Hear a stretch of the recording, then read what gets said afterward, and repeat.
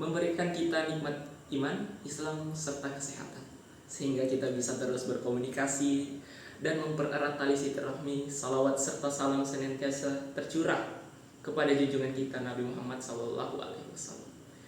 Puji dan syukur juga patut kita panjatkan karena kita hidup di zaman yang serba mudah.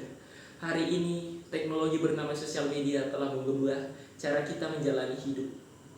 Jarak yang jauh terasa dekat, informasi yang terpisah samudra bisa kita dapatkan dalam hitungan beberapa detik. Namun, hadirin yang dirahmati Allah, di balik segala kemudahan, ini ada sebuah tantangan besar yang sedang menguji iman dan karakter kita. Tantangan itu tidak lain adalah etika dan akhlak saat jempol kita menari-nari di atas layar ponsel. Banyak orang mengira bahwa dunia maya adalah dunia bebas tanpa aturan. Mereka merasa aman tersembunyi di balik akun palsu atau layar kaca. Lalu dengan mudahnya mengetik, caci maki, menyebarkan fitnah, menghina fisik orang lain, hingga berita bohong dan hoax. Padahal sebagai muslim, kita harus sadar bahwa Islam tidak pernah mengajarkan untuk berkata kasar kepada sesama. Kita harus sadar bahwa Islam tidak pernah membatasi ruang lingkup akhlak. Akhlak mulia tidak hanya berlaku pada saat kita bertatap muka di dunia nyata, tetapi juga wajib hukumnya saat kita berinteraksi di dunia digital. Rasulullah SAW pernah bersabda, seorang muslim yang baik adalah tangan dan lisannya, tidak menyakiti muslim lainnya. Hadis riwayat Bukhari. Di era sekarang, lisan kita telah menjelma menjadi ketikan dan tangan kita adalah jempol dan menekan tombol share atau post.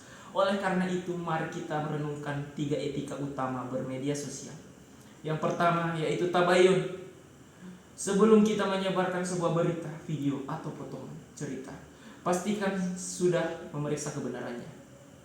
Allah Subhanahu wa taala mengingatkan kita dalam Al-Qur'an surat Al-Hujurat ayat 6 bahwa jika datang seorang fasik membawa berita, maka periksalah dengan teliti. Jangan sampai kita menyebar fitnah yang merupakan orang lain hanya demi mendapatkan like atau menjadi paling pertama membagikan informasi. Yang kedua yaitu berkata baik atau diam.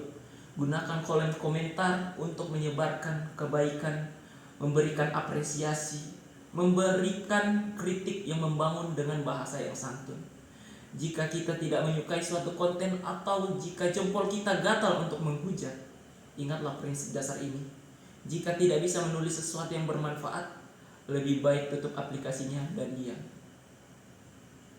Yang ketiga, mengingat adanya pengawasan ilahi, kita mungkin mengelabui netizen. Kita mungkin bisa lolos dari hukum dunia dengan menggunakan akun samaran, tetapi kita tidak dapat lari satupun ketika kita lolos.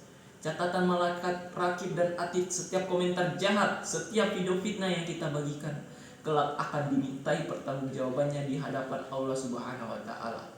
Hadirin yang saya hormati, media sosial ini ibarat pisau bermata dua. Ia bisa menjadi ladang pahala jariah yang terus mengalir jika kita gunakan untuk bertakwa, menyebarkan ilmu, dan menyambung silaturahmi. Namun ia juga bisa menjadi ladang dosa jariah jika kita gunakan untuk merusak kehormatan orang lain dan memecah belah persatuan. Mari kita jadikan akun media sosial sebagai cerminan dari keindahan akhlak Islam, cerminan dari keindahan menekan tombol kiri. Tanyakan pada diri sendiri, apakah postingan ini akan membuat Allah ridho atau justru mengundang murkanya.